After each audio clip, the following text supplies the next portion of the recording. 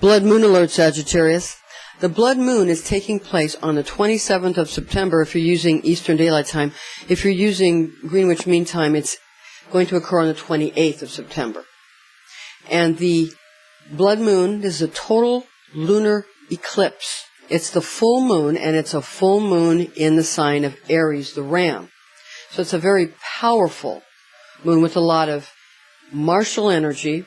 Of course, the sign Aries, the god of war. So just understand that it's an intense time.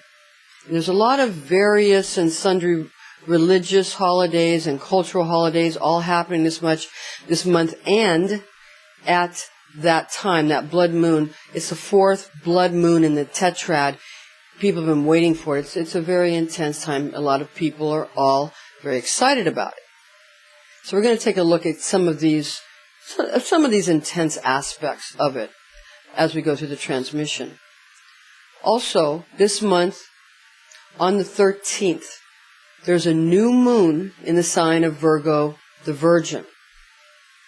And that is also a partial solar eclipse, a solar eclipse on the new moon. Again, in the sign of Virgo, the Virgin.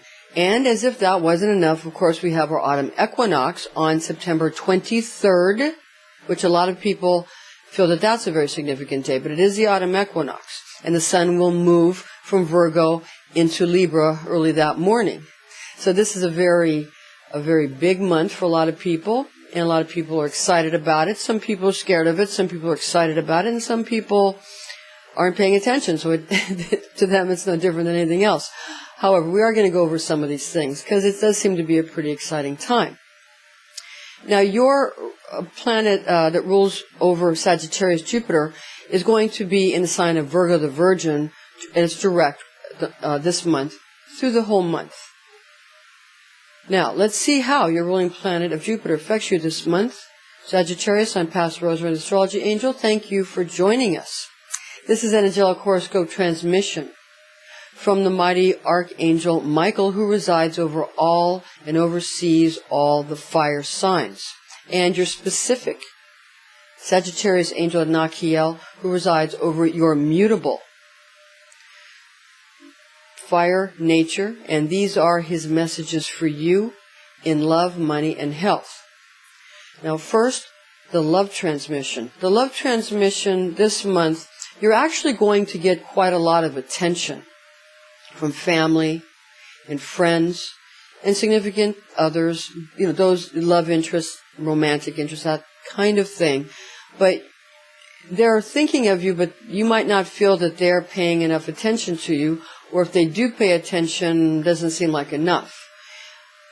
So what you need to do is understand it more from your heart and less from your mind.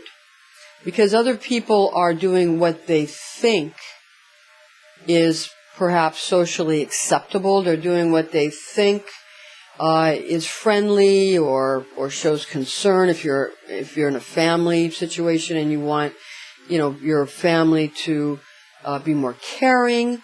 There's a lot of social etiquette going on, and people are being trained by social media to how to behave. So people are losing some of their, what used to be perhaps personality quirks. They're losing some of the, not all, but some of their individuality. It's like people are becoming homogenized. And it's not so much because of political correctness. It's more, well, that's some of it, but it's more because of, again, it's social media is organizing and homogenizing everyone. So people are more polite, but they're also more able to they're more efficient. They're able to get the same idea across with less time and less words. People become more efficient in the way they communicate and in the things they do. So just understand that, and you'll understand that although you are getting a lot of attention, it might not feel that it's enough. But understand why. It doesn't mean people don't care. It's just because, again, social media has homogenized them. Everybody's becoming sort of the same.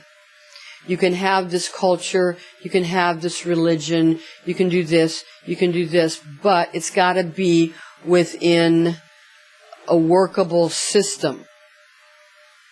It's got to be within a system where nothing gets too out of hand. And that's, just to keep everybody safe, allow them expression, but we don't want it to get out of hand. Because when people get too much of their personality quirks, it could get dangerous for them and others. So this is the reason. So again, keep that in mind, Sagittarius, and the Archer will feel better about your emotional relationships with friends and family and romantic interests. Now we're going to get into the money part of the transmission from Anachiel with the overseer, the mighty Archangel Michael. Your money flow is going to seem like it's less this month, but it's actually not, because there's more areas where you're collecting money from. So you're going to have more smaller and more specific and more unique areas where you're collecting money from,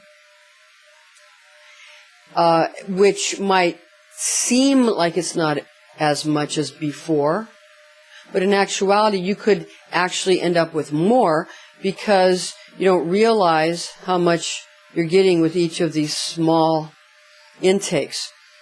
So that's the difference between when, for example, Jupiter is transiting through Leo, where you're getting more great gobs of something in one big bowl, as opposed to smaller portions in more numerous containers, and possibly more unique containers, or not. But you're getting, you understand, with Jupiter in Virgo, that's the difference. And the Sun is also going to be, of course, in Virgo the majority of the month of September up until the 23rd, up until this equinox. And then when it gets into Libra, it'll be a whole other story. Because then it'll all be about, of course, is it fair? Is it balanced? Is everything fair? So more of this homogenization, that's a word, where everybody needs to be treated fair. Although it does say in the Zohar that once everything becomes so homogenized, that creates a whole different Pandora's box, so to speak. So there's always something to deal with. But in reality, this month feels pretty good. And Sagittarius needs to remember that something doesn't need to be bad or painful in order for it to be significant. A lot of people feel that something must be destructive or horrible or painful in order to be significant. That's not the case. Things can also be positive and constructive and be significant. So we'll just say that as we go into this next portion of, we want to get into, a lot of people have asked us about CERN. So we're going to just talk about that for a moment, because, the money portion of this is probably the best part to put this in, because this is more the part that it could get a little bit more, not scientific, but a little bit more into the mundane aspect of life. So, okay, what's going on with CERN? And what's going on with the 23rd and the 13th and the Shemitah and all of these different things that are going on in the blood moon? Well, obviously, there's a veil. It's called the veil that's placed over this 3D reality that we understand, what we see, what we hear, what we feel, taste, touch, and smell. We have our 5 senses. Then we want to develop a 6th sense so that we can understand or perceive in some manner what's going on outside of our the little box that is our body. So that's why humans use whatever. Some might try to use their remote viewing powers or their remote hearing powers or their They're intuitive, psychic, instinctive powers.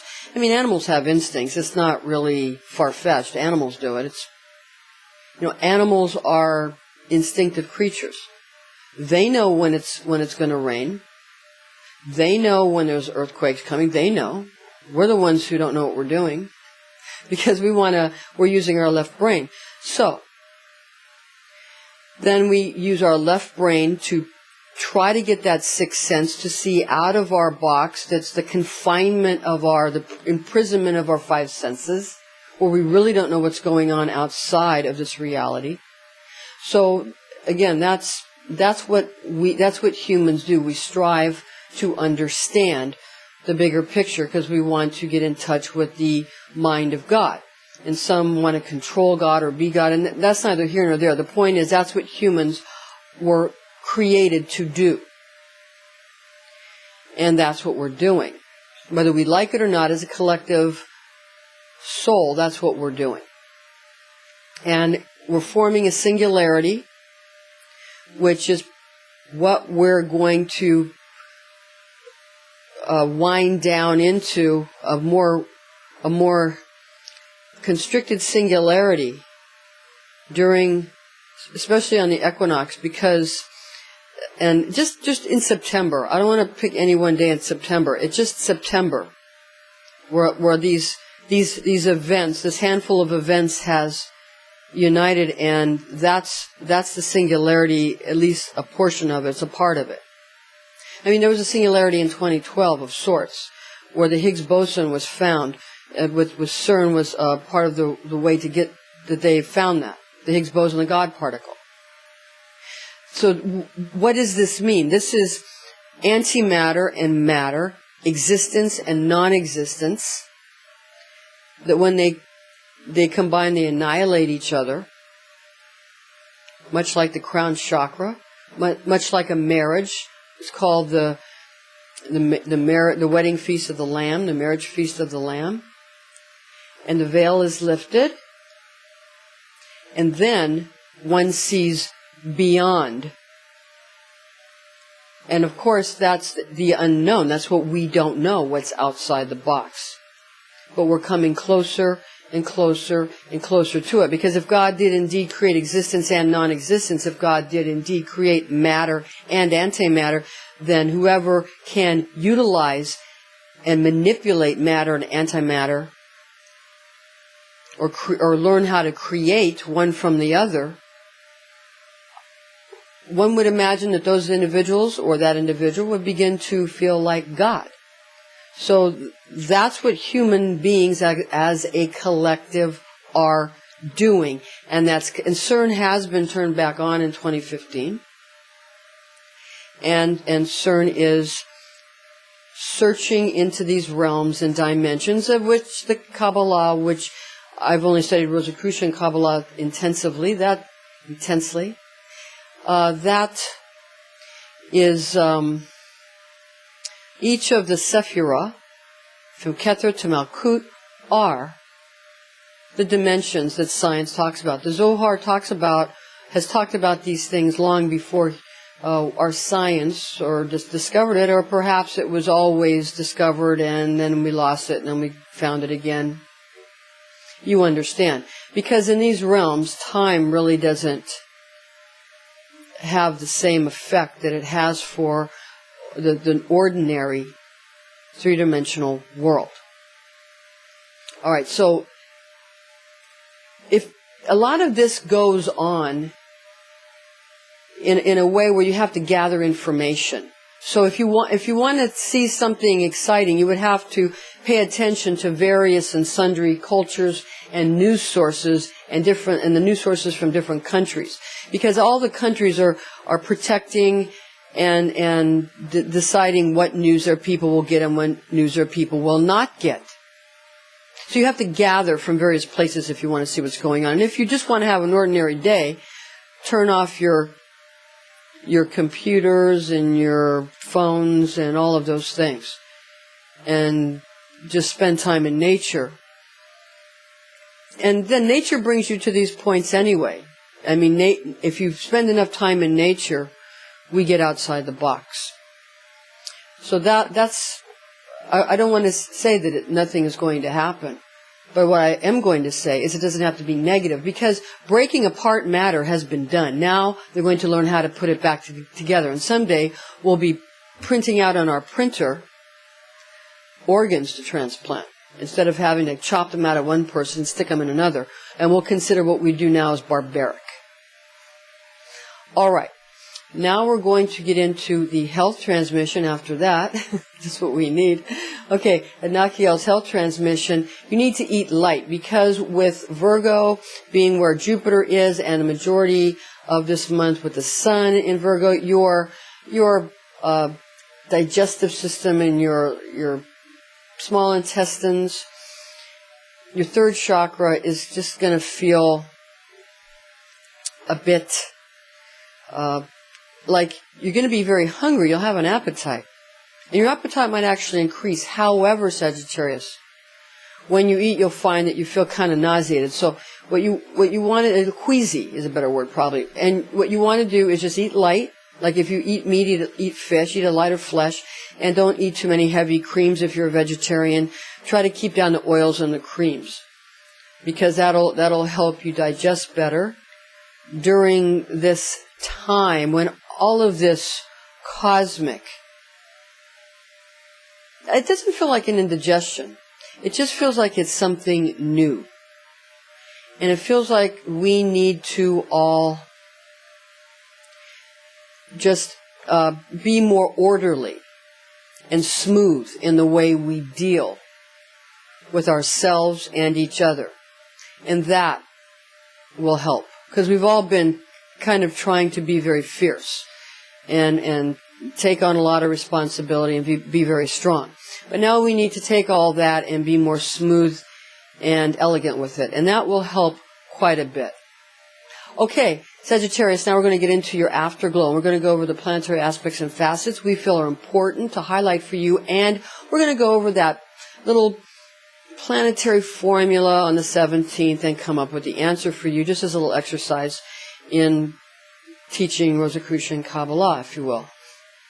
All right, Jupiter, again, is transiting currently direct through Virgo.